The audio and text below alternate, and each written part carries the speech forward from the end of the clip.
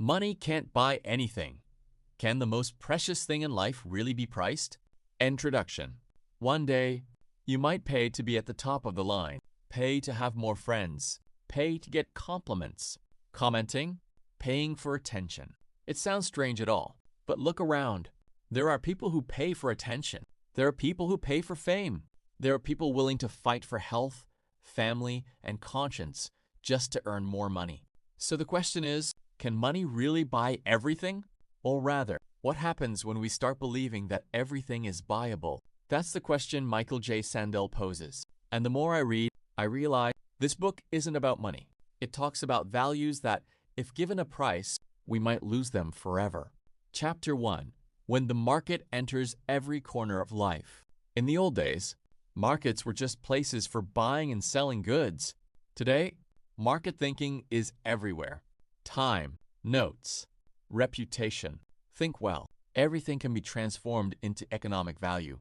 Michael Sandel doesn't object to the market. He just asks a question. Are there areas where money doesn't decide? By when everything has a price, there are conditions that will lose their value. Chapter 2. Value and price are not one and the same. A watch can be very easy to recover, but the first gift you received as a child, how much money can you calculate? Which is more valuable? A fancy meal or a family meal after months apart?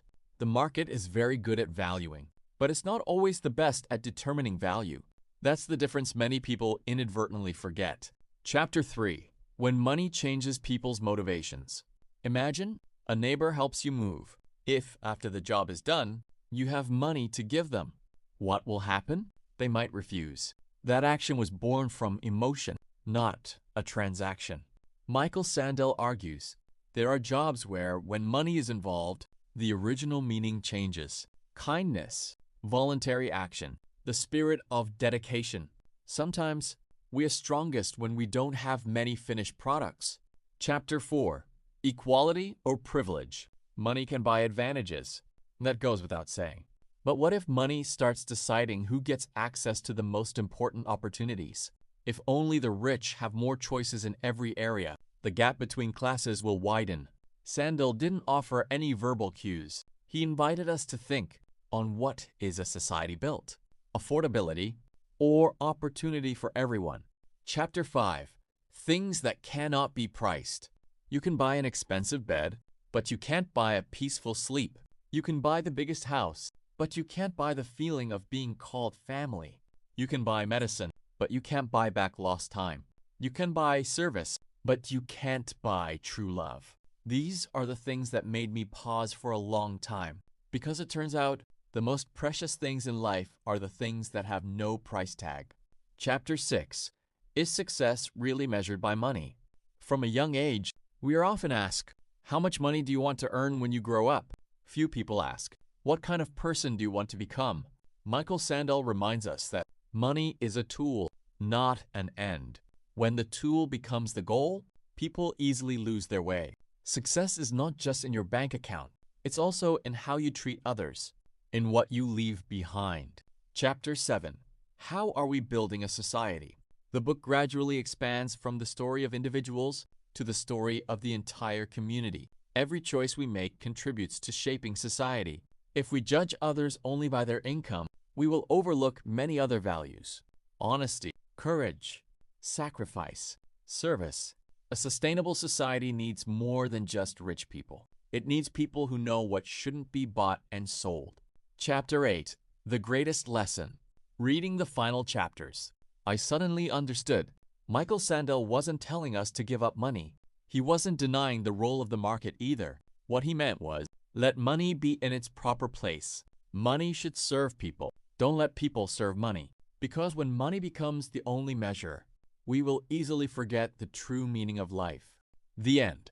An inspirational message. When I closed the book, I no longer wondered how much more money I needed to earn.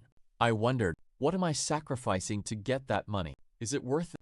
If success comes with loneliness, is it worth it? If wealth leaves no time for family, is it worth it?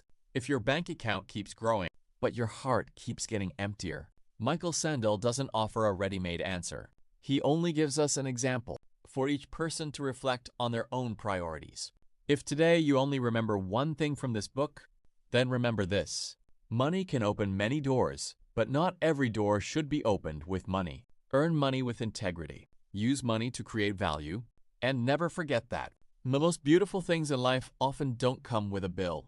A genuine smile, a hug from a loved one, a friend who is always there when you're in trouble, a peaceful evening with family, a sleep without worrying about living against your conscience. These are assets you can't put in a bank, but they make a truly rich life. Perhaps one day you will own more than you do today. A bigger house, a nicer car, a better job. But when you look back, what will make you smile won't just be what you bought, but the people you loved, the values you upheld, and the good things you left behind for the world. Because in the end, the greatest wealth isn't in what you own, but in the things that no matter how much money you have, you will never want to lose. Please subscribe to the channel to listen to great books every day. Thank you.